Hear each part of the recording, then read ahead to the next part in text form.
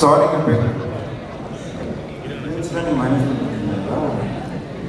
சாரிங்க பேசுறதுக்கு போகலாம் தெரியல, கொஞ்சம் கரெக்டாக முடிக்கிட்டே போகலாம் தான் பார்த்தேன்.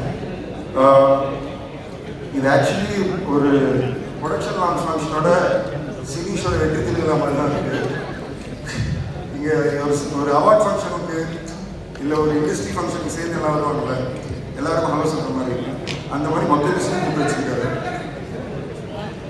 நடிக்கிறதுக்கோ டைரக்ட் பண்ணுறதுக்கோ யாருக்கு ஆசை இருந்தால் சினிஷ் ஃபங்க்ஷன் வந்துருக்கேன். மொத்த இண்டஸ்ட்ரிங்கெல்லாம் இருப்பாங்க, யார் வேணாலும் யாருக்கையாலும் பேசி போய் டைரெக்டாகவே கேட்டுருந்தான்.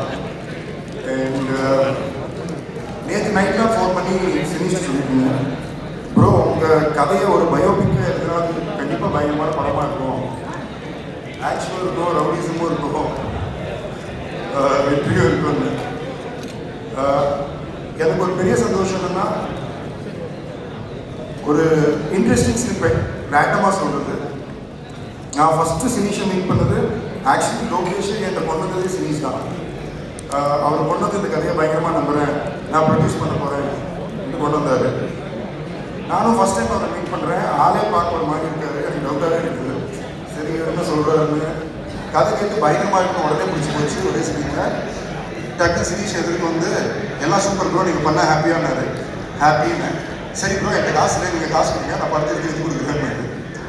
நான் வந்து இல்லை ஒரு செகண்ட் புரியல, நீங்கள் ப்ரொடியூஸ் பண்ணுறதுனால வந்தீங்க, நான் படம் கொடுத்தா நீங்கள் ப்ரொடியூஸ் பண்ணி எடுத்து கொடுப்பீங்களான்னு. இந்த கான்செப்டில் தான் இப்போ ஒரு படம் எடுத்து இட்டு கொடுத்து ஒரு சக்ஸஸ்ஃபுல் ப்ரொடியூசராகவும் இருக்காரு. ஆனால் 10 வருஷத்துக்கு முன்னாடி இது சொன்னப்போ நான் சிரித்தேன்.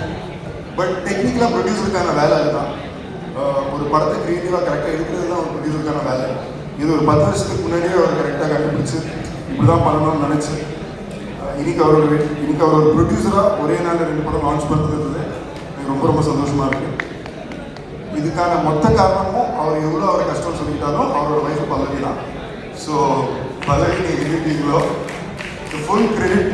இன்னைக்கு ஒரு இவெண்ட் நடக்குது, அவர் ப்ரொடியூசராக ஒரு படம் எடுக்கிறாரு, நேஷனல் அவார்டு வாங்கியிருக்காருன்னா யூஸ்வலாக அப்பா அம்மாவுக்கு கிரெடிட் கொடுக்கணும். ஆனால் இதில் வந்து கண்டிப்பாக அவர் வைஃப் பல்லவி தான் கிரெடிட் கொடுக்கணும்.